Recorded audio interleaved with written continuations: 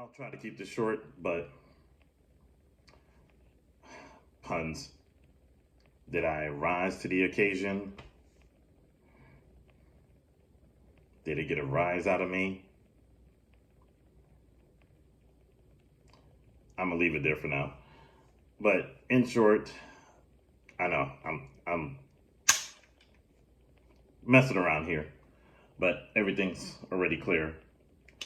Literally just installed it, but as you can tell, probably not a trigger to be trifled with as far as now we're unsafe, but definitely not a trigger to be trifled with, as I said, because like it mentions here in the packaging, 3.5 pounds, and it means business.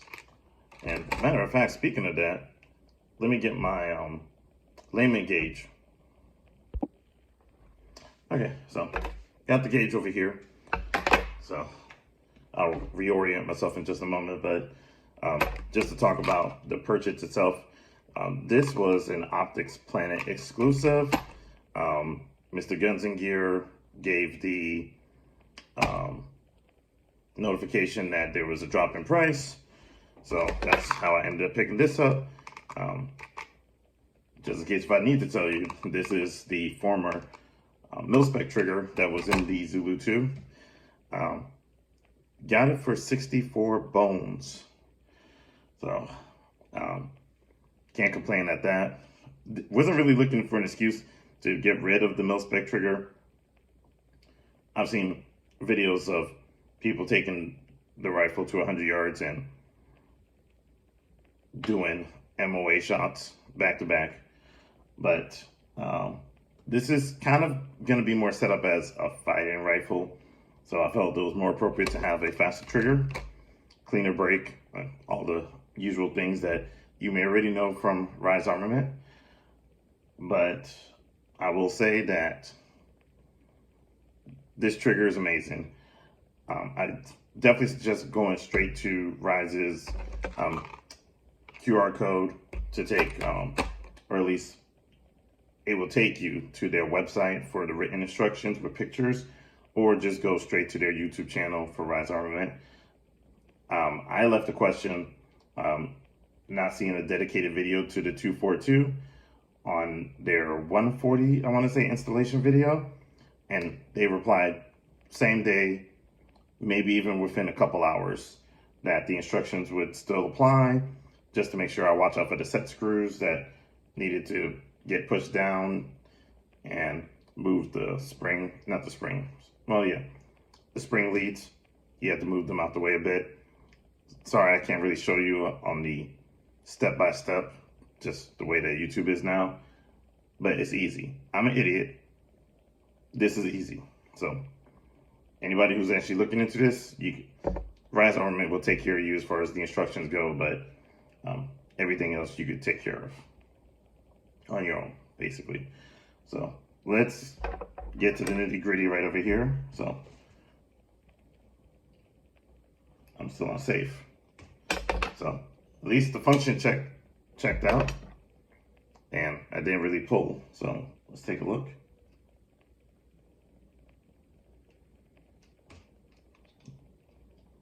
Sorry, trying to orient myself a little bit here.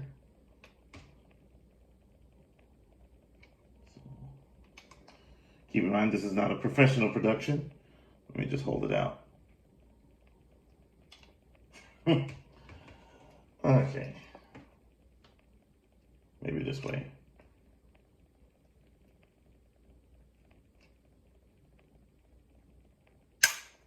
There we go. Okay, so that was just under 4 pounds.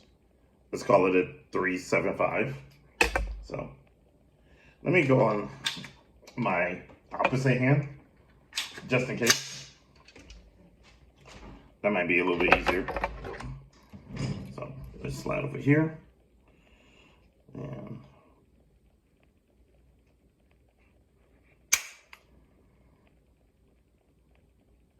And that was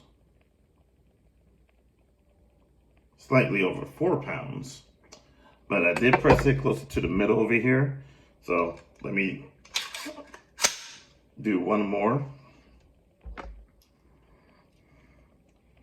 And let me hold it a little bit firmer and get right at the bottom. That was also under 4 pounds. So maybe requiring a little bit of the usual break-in period, but just for kicks. No, sorry, missed it there a little bit. Let's try it again. That was the 3.5, and that was right at the very bottom. So looks like it's there, but you're definitely gonna feel it right there, or preferably for you to see it right here. So making that sweeper motion. 3.5. Yeah, may feel closer to 4 if you reach for the middle there. A little bit higher, but in the regular position, it'll be right here. So, of course, again, for you to see, you'll be doing it over here, but since this is awkward for me, it's kind of feeling better for me to hold it up here, but yeah, there you go. So, super clean trigger. Best summer stage I've ever had to handle. Do I like my Geisley SSA more or less? No, I feel like that's for a different application. That's why I got it in its stock form on the CMMG, because at least that feels more of my recce type of setup. But again, this has kind of been designated as sort of my fighting rifle, and yeah, just taking it to a different level with this trigger. So again, excuse me for not having the original unboxing. I would have, just for sake of trying to talk about the installation, but once again, that's something that Rise Armament gives you everything that you need. Nothing missing from as far as needed for tools. Instructions were bang on. The application was just fine. No fitment issues or anything like that. And overall, the actual functionality is, at least right now, just beyond reproach. One thing I will say here is that as far as your own sets go, and they will tell you that you need your own tools. I do recommend some blue Loctite. And as far as the other type of tools that I use, let me go ahead and put you down. So, should be okay right there. So just in case,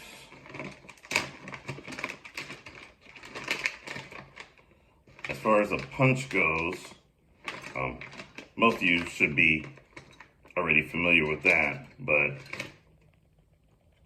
I ended up using something super small here for the walkout pins that kind of had a flat surface on it.